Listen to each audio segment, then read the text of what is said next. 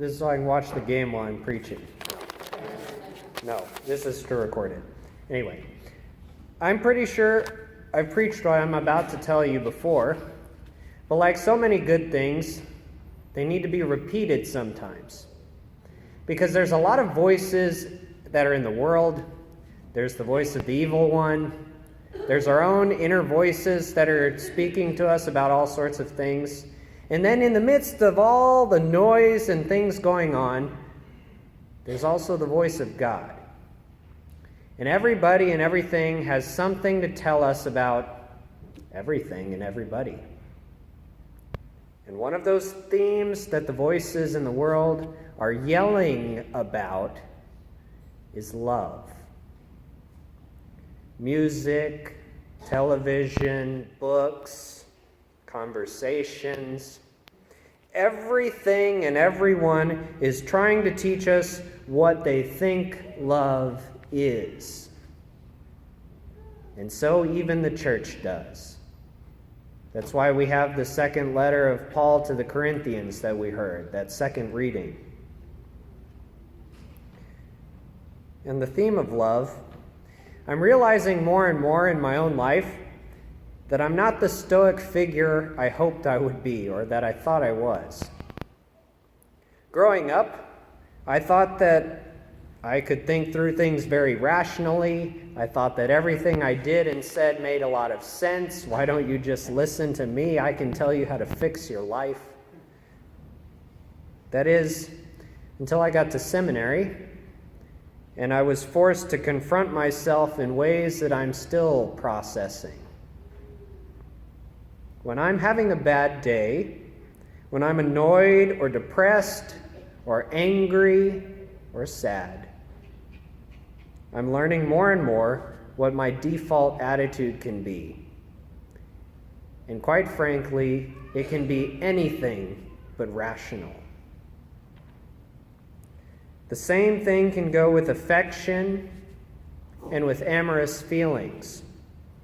They can lead us by the nose all sorts of directions and to places we never thought we would ever go.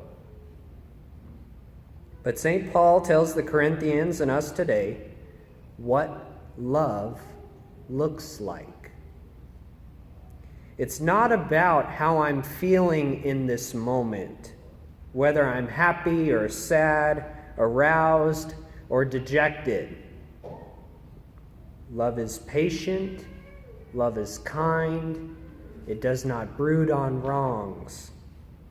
Love, if I can sum it up in a phrase, is wanting what's best for someone else.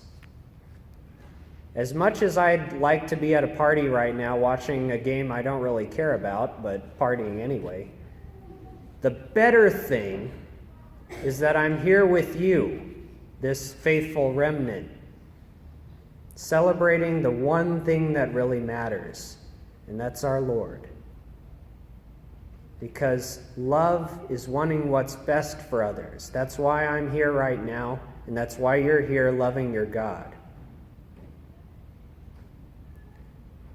Sometimes love means looking at a person you're absolutely enamored with and telling them what you're doing is harmful to yourself and others.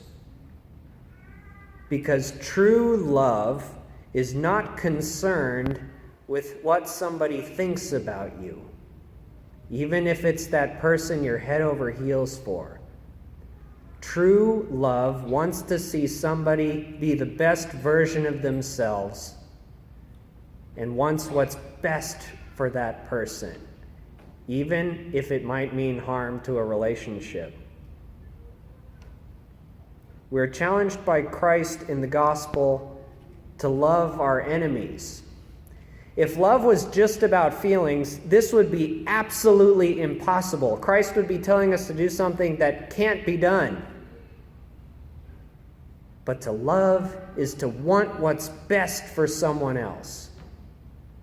And so with that in mind, I can look at the people that I just can't stand and smile at them and wish them the best. It's not because I'm secretly vindictive and hope that they trip and fall and have all sorts of problems.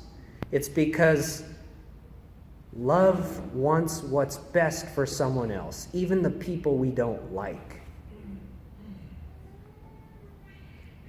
In some sense, I wish love was just an emotion. That once I didn't love something or someone anymore, I could just drop it and move on. Because that'd be more congruent with what I'm feeling in the moment. It'd be a lot easier to just be pulled this way and that way by what I'm feeling. But that's not even how our God works with us. He loves us so much that even if we were to outright reject him and despise him and turn our backs on him, like maybe we have in different ways, he would be so patient and kind and not brooding on wrongs that he'd be waiting for us to turn back around, like in the story of the prodigal son. Just waiting for us to turn back, because he wants what's best for us, even though we run screaming the other direction because we think we know what's best for us.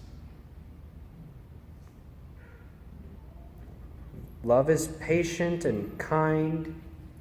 God's love is so real and is not simply driven on emotion. His love never fails. All prophecies have been fulfilled by his love in the sacrifice of Christ, who definitely did not want to undergo the crucifixion, but did it because he wanted what's best for us, and gives us an example of what love and obedience look like. And so we love as Christians because he first loved us. The only Christian response is to love, to want what is best for someone else, all the way to the cross.